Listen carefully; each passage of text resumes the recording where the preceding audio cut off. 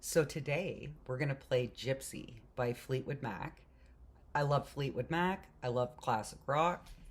This song in particular was written and sung by Stevie Nicks, who I love the most out of Fleetwood Mac. And I love Stevie Nicks even more because she made an appearance in one of the seasons of American Horror Story, which is a show that I really love as well. And we're going to talk about some historical context around gypsies and how it correlates with generational curses. So I'm really excited about that. We're also going to explain the hairkerchief as well. So this song is actually, it's pretty easy. I was trying to play it yesterday, but I was having problems with the app. And there were two versions of the song on the same sheet. And I thought that was really cool. And I was going to try one because they had different set of chords. So I was going to try one and then the other, but I was having a really hard time when I was trying to restart it. And I found that the first version, the chords really didn't sound anything like the song. So I found a different sheet with just that second version, which also has four chords, but it's different chords. And I feel like they sound more representative of the song that I'm actually listening to while I'm trying to play it. Also, what I'm going to do is I'm not going to play it in a piano setting.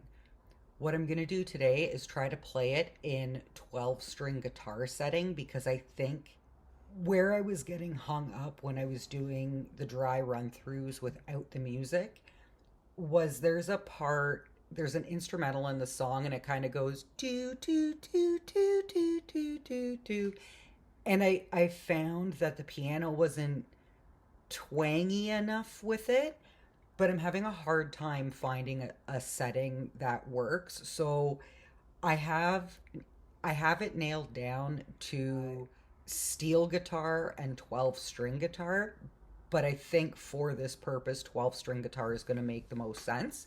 So we're just going to give it a go. It's pretty easy. There's not like a ton of variations in the chords. It's more in like a later verse kind of thing. I love bringing back the oldies. Oh, also, another thing I love about this song is it gives me another opportunity to showcase one of the random crafts that I did. In some spheres, the gypsies are associated with fortune telling and crystal balls. Now, I don't have a crystal ball, but if I did, it would say you're full of shit. This piece isn't done, but I figured it was the perfect opportunity to bust it out. So, without further ado, we're going to play Gypsy by Fleetwood Mac. Come along for the ride. All right, Stevie. The funny thing about this song for me is it's not my favorite Fleetwood Mac song, but it's been the most impactful to me. Oh, it's not registering. I hope it registers it in a different setting. It's become somewhat of an anthem to me on my quest to reconnect with an aspect of my ancestry that's more folklore than paper trail and weirdly accompanies both my therapy and my spiritual journeys quite well. Okay, so it was a good thought to try it in 12-string guitar. It's not registering on the app very well, so I'm going to switch it back to grand and see how that goes. I've been curious off and on over the years, but strangely enough, it was the Canadian residential school debacle a few years ago that led me back to it. I mentioned in a previous episode that my personal commitment to reconciliation efforts was to educate myself. Through that, I found there were things that I really admired about the Indigenous culture. But knowing that I'm a third gen from Europe, I thought it would be worth investing the same level of effort into seeing what my own cultures had to offer. One of my personal hobbies already is trying to find correlations between various religions and belief systems. I find it to be one of the most fascinating things. And it all comes down to you. Well, you know that it does well. So, as I was learning more about Indigenous culture, I saw that it also aligned with some more Eastern practices. Okay, hold on. I'm going to restart this and I'm going to switch it to stereo because that's still not sounding right. And some of those practices were more aligned with what I knew of Gypsy culture, not including the reality show, but was also correlating to what I was interested in learning about now. Re-exploring aspects of my ancestry was important to me because I love learning about old traditions and ways of life. And this would allow me to adopt practices that are more aligned with who I am now, that honors my ancestors and our lineage, and having it be a little more culturally appropriate to me. You see your gypsy, and in a way that still honors Indigenous culture as well as a means of learning. Because I like to see where these different practices from different cultures overlap. Because I don't think we're all that different. She was just a wish. Oops, singing. This was also happening while I was having an existential crisis and learning about generational trauma. So when I discovered the 2-part History Channel documentary called Curse of the Gypsies, especially after having seen the movie Nightmare Alley, both of which we're going to talk about, I had a really profound aha moment that I felt required further exploration. We're digging into some of that. Okay, so for the purpose of this episode, I will strictly be using the term gypsy instead of Roma. Nothing that I know or have been able to find out about my lineage indicates my family was Romani, and I don't want to misrepresent because a lot of this is based on my opinion and my experience. Oh, it says repeat the instrumental at the end, but it only gives me 5 notes, and then it says that the song is complete. So apparently I can't play that end instrumental, but after the first real pass with the music, what I can say is the song is very chaotic. There are a lot of notes per line. They have kind of sporadic timing, so I'm still getting the timing down for that.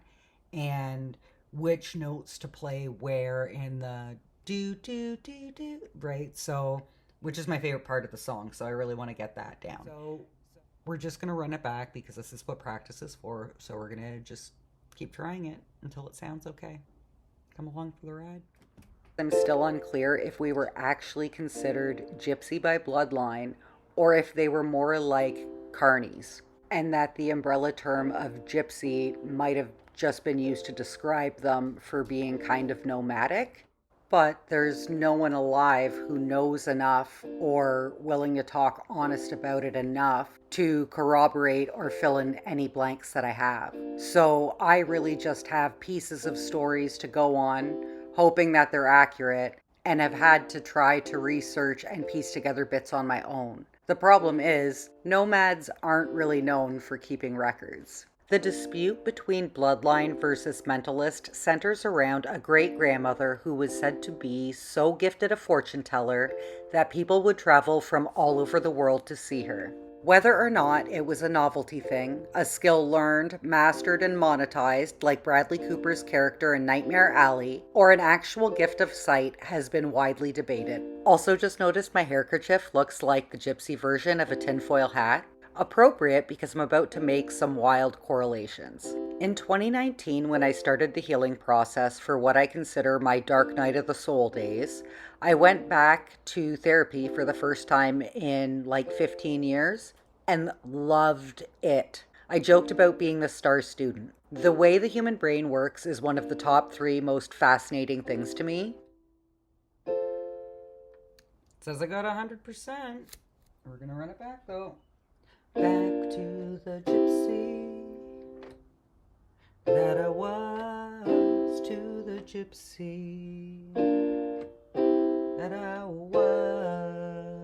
But since I'm better at words than I am at science, I went in a direction where psychology is applied, but it's more trendy and appealing and less scientific. Either way, it's all analysis of behavior in different forms. So I actually really enjoyed learning about my own brain and unpacking my shit. I also started taking some more theory-based courses, watching a lot of online videos, and reading to supplement the limitations of therapy in hopes of trying to live a more mentally well life. I also incorporate a lot of holistic practices, and again, I'm a big proponent of Reiki and energy healing as well. Don't knock it till you try it. One of the most intriguing branches of therapy to me is generational trauma. I've developed the theory that most systemic issues we face today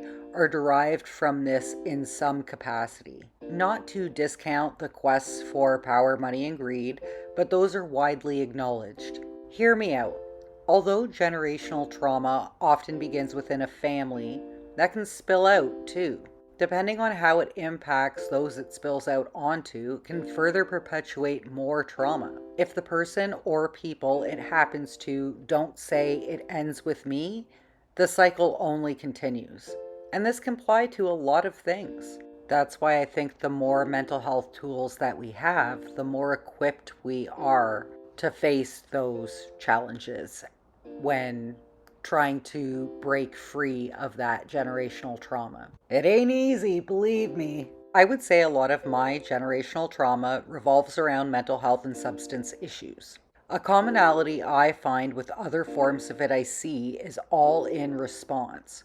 For better or worse, it's like a personal filter on the lenses of our lives. It can impact both how we're interpreted and how we interpret and respond to others. Okay, well, that was a little rough.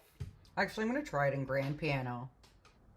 Even though not all of us directly suffer, I forgot to start it on here. We can all be directly impacted. Mental health really doesn't discriminate, especially in 2025.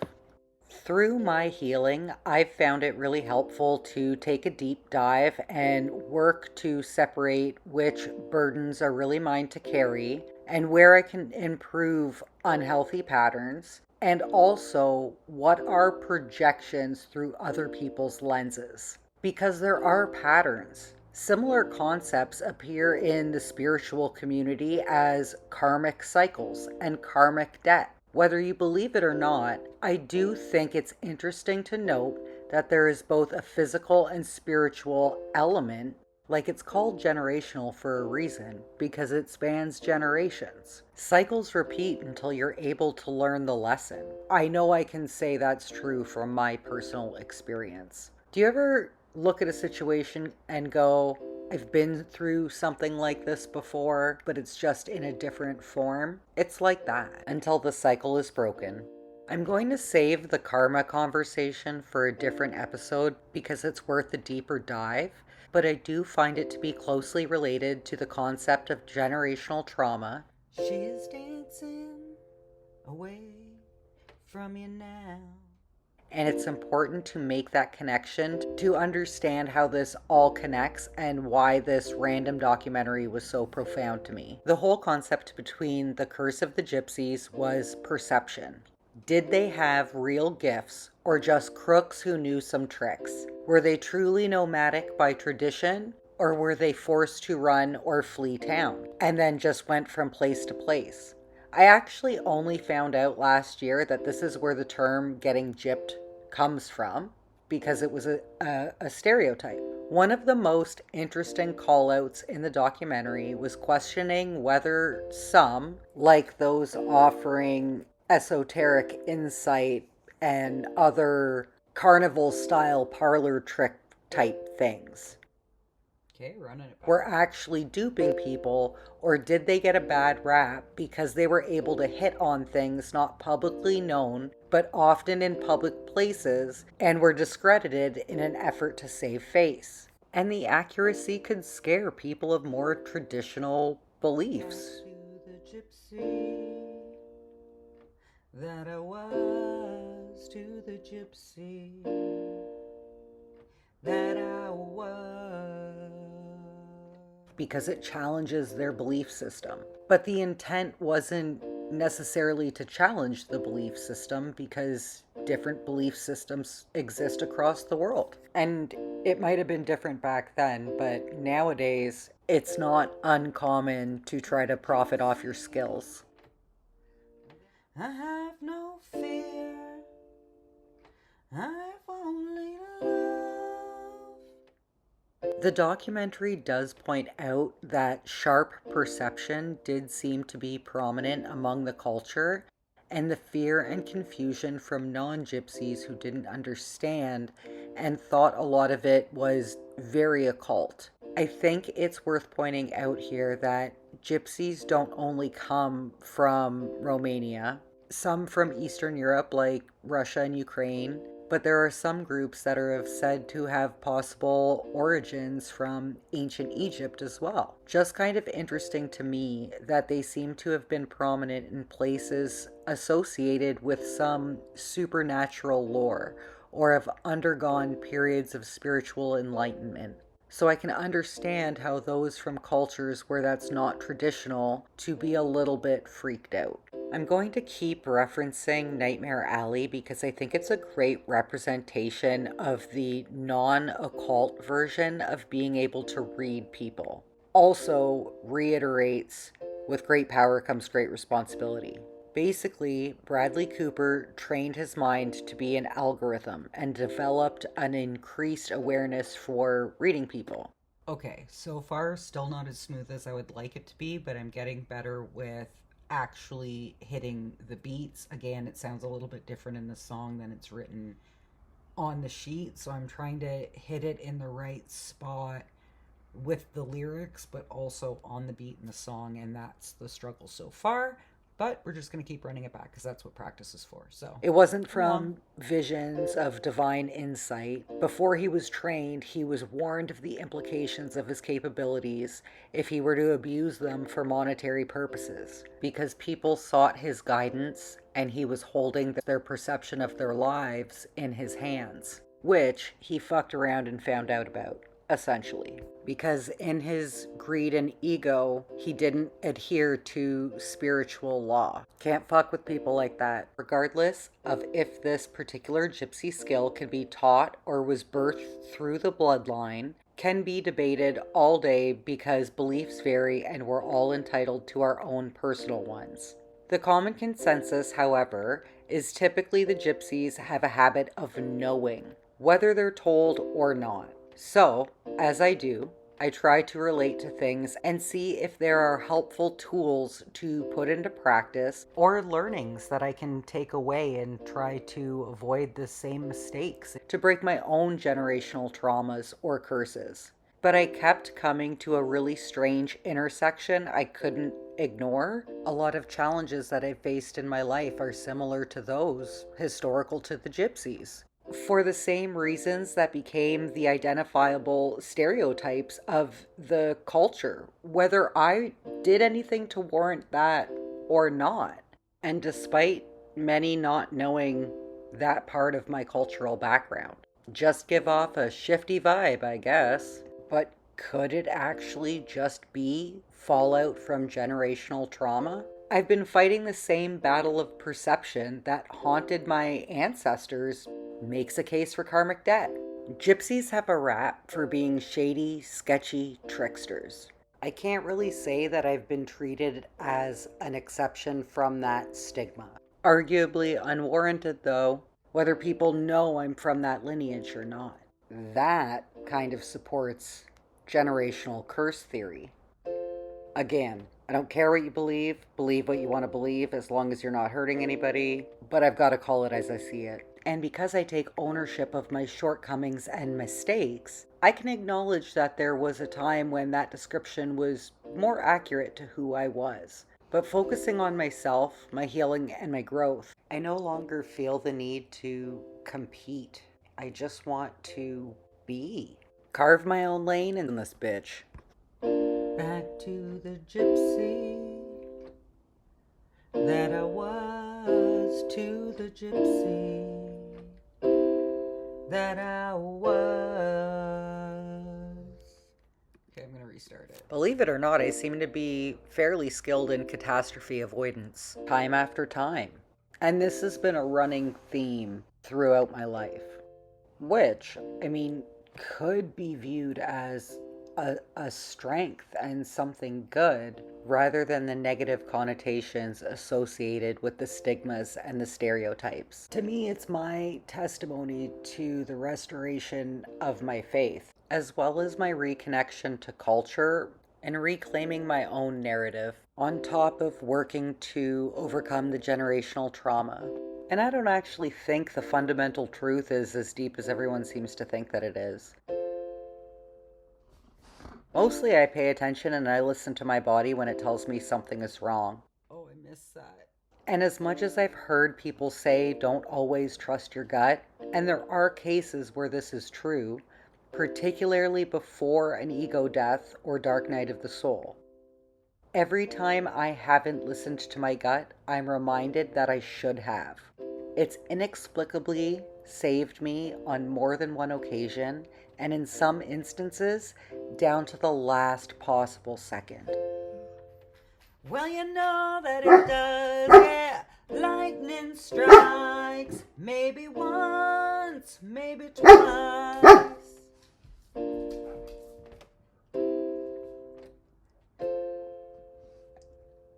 I see a squishmallow, that's what I see. I do believe, very basically, this is a skill that can be commonly acquired. From a more spiritual perspective, I believe that tapping in is how you own and fine tune it.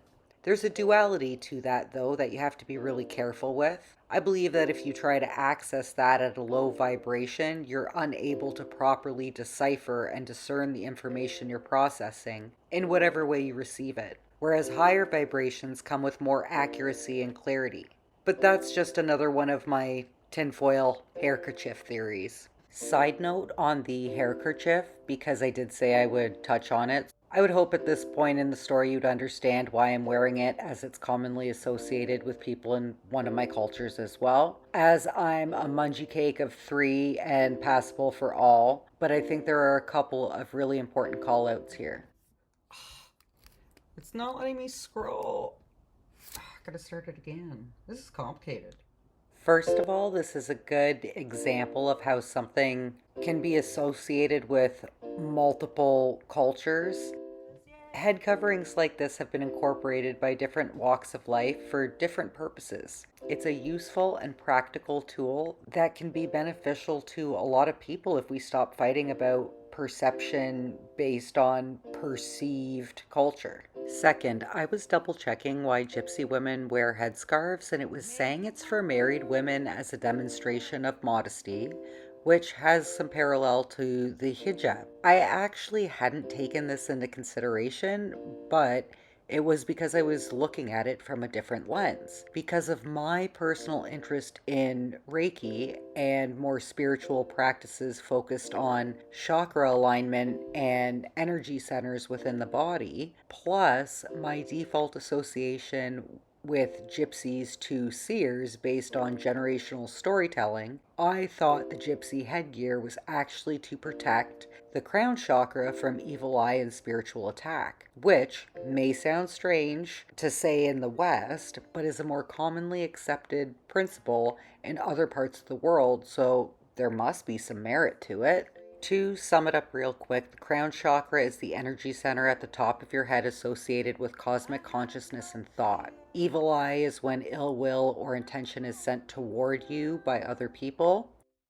In some more literal interpretations, it can also be a curse. Spiritual attack can be a variety of things, including that, but warrants an expanded discussion.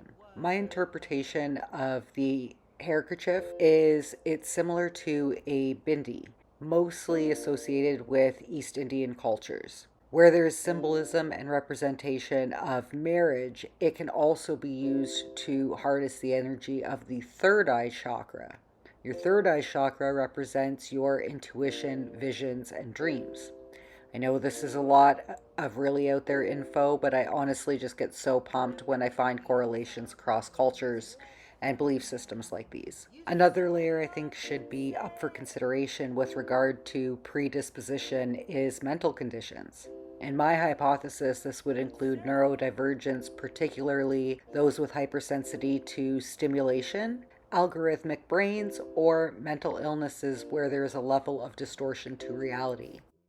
The best way to explain it is my brain functions like an algorithm. And I'm going to say this because I feel like I can sufficiently back it up with personal examples. I find that many people can only see or only choose to look 2 or 3 steps ahead. My brain will naturally look at like the next 10 plus the potential possibilities for deviation. I'm grateful that it just kind of does it by itself and really quickly, but it can still be just as exhausting as it sounds. I've said this before, but on top of that, developing PTSD triggered a hyper awareness that cranked that bitch to 15. I'll reiterate that I'm not saying this to sound cocky or claim to be a super intellect. I'm trying to celebrate a part of my brain that I thought was broken, but have learned to embrace. All right, one more time. Whether we start from 2020 or we go back to 2014, the data would support improvement of accuracy more than it would crazy talk. I would also argue that there are strengths to that, such as being able to discern trends before their time, early problem detection, decision making with benefits for the long term, and essentially a truffle pig in the presence of a predator. I've really come to embrace these as gifts, even if it often feels like I speak a different language. To be fair, I do use a lot of metaphors, and that doesn't seem to be as common these days as it used to be. Or maybe I do have 3 heads because I don't always see these things as radically problematic or outrageous opinions because the whole purpose is to open a dialogue. But there's a duality to it. When you're perceived to be shady, deviant, or antagonistic, a brain that functions like mine isn't often seen as something that can be used beneficially and often won't get a seat at the table. Because until that perception can change, it can only be seen to be viewed from a lens of volatility. There aren't that many examples of success stories. Because in some respects, I understand the other perspective too, due to perceptions and stigmas associated with generational traumas and or curses, depending on your belief system. Since they are generally so hard to break or get away from, it can often feel like a safe bet to rely on predictable outcomes. All I can do is continue to try to operate with good intentions and continue to work on self-improvement. The best way to fight the stigma is carry yourself in a way that disproves the stereotype rather than encourage it. Even if you are to break a generational trauma or curse, there are still instances where you're still fighting the stigmas that don't necessarily apply to you anymore, if they ever did. It could just be by association. It can make it really difficult not to fall back in to that pit of despair. But if you do, the feeling of failure can cause a spiral, like an I must deserve this moment. But that's dangerous because sometimes we don't deserve it. Accepting our own karma is one thing, but accepting other people's karma is another. And sometimes it takes a couple tries to be successful at anything. Learn to trust your gut, and it'll be easier to find a way. Okay, so I'm pretty happy with how that turned out. It is hard. It is very quick. Even though it's the same progression, it's where it hits in the lyrics. And where it hits in the lyrics doesn't sound like it hits the post in the song in the actual music. But I think it's just a matter of practicing makes better. I'm happy with how it turned out. But this is another song that's really good for practice. I would say that this is probably closer to an intermediate level. But again, if you are trying to just learn and start to get some notes down and work on your speed with the movement when it comes to the progressions, then this is a really good song to try. And I always love bringing back the oldies. So I hope you enjoyed it. Until next time, keep the peace and keep rocking on.